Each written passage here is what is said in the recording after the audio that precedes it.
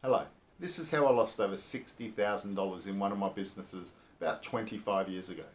You see, I had this great idea that I'd start up a voucher book and I'd actually involve a lot of the community, a lot of the businesses in it, and I thought the public would have been open to it getting discounts on a lot of the services. So I joined the Chamber of Commerce, I went to all their meetings, built up a bit of rapport through a lot of businesses, and in the end we had about 160 businesses in our voucher book. And it offered everything from free meals to discounts off plumbers, electricians, concreters. Nearly all aspects of business were covered in this voucher book. And the public seemed to be open to it. All the feedback we're getting was quite positive. We actually had a mailing house that we hired, and they would take the phone calls and they would actually send the parcels out when people ordered the voucher books. All that was set up front. We had full page advertising arranged for the local papers. We were on the radio, and we had a lot of the businesses that were actually in the voucher book were going to put flyers up in their business. So the marketing aspect was all done as well. About 2 weeks before before the book was about to be launched, we had another marketing company, another voucher book, just out of nowhere, just turned up. And everything in their voucher book was free. From memory, they had $40,000 worth of value when they were selling it for, I think it was $199. But in the voucher book they had like free car servicing, free pets, nearly all the business that go through, they had all these businesses actually give them something for free. Now, you might think that was, that's what the business signed up for, but in fact it was actually a scam. What the businesses signed up for was to give them one product to use for marketing so that they would get their name out. They didn't realise that their business was actually going to be in a voucher book.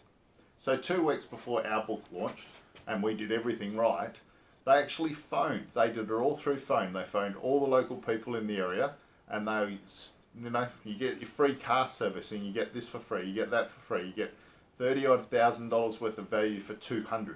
And they sold thousands and thousands of these voucher books. The problem was when the public went to actually use the vouchers, the businesses weren't honouring them. They didn't sign up for that. Well, they did because it was in the fine print, but a lot of businesses didn't read that. So not only were the businesses, losing face because they'd have to tell everybody that come into their business, like imagine thousands of people going into the guy that offered a free car service and said, I bought this voucher book, you've got to honour this free car servicing. And he's like, no, I can't, I'd go broke. So this has all gone through. So not only the business is upset, but so are the public. So can you imagine 2 weeks after that was launched, when they've already phoned everybody in the whole area, when my voucher book come out, and we did everything right. We actually had the full page ads running in the paper. We'd already paid thousands of dollars for this company to take the phone calls and process them. We'd already got the manuals or the voucher books printed. And we had the printing company on call to do another run. I think we started with 3,000 and we were doing them in $3,000 lots, 3,000 copies. And we got crickets. No one called. No one bought a single voucher book. And it was one of the greatest lessons I've ever learnt, because it made me so determined, because when something fails, you lose face. Your ego gets a real kick in the guts. So not only did we nearly went bankrupt. We had to call Part 10.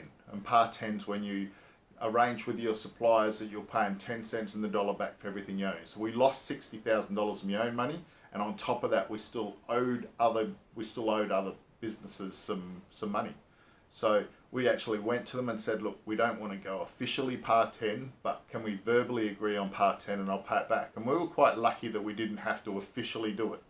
And so we moved back up north, had to move in with the mother-in-law's house, and I started work.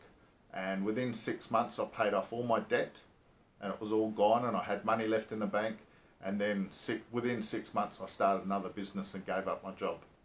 So that's my little story of how I lost over $60,000. But it actually makes me more hungry. I'm glad this happened 25 years ago, because I literally spend at least 1 hour a day now studying anything to do with business. I love business. And since then I've owned 5 or 6 other businesses, and they've all been successful. It's the only failure we've ever had. So it really makes you more determined. And the $60,000, I was quite lucky because that money came from my 2-year stint at BHP that I saved. Other than that, all my jobs have been, nearly everything I've done in my life has been my own businesses.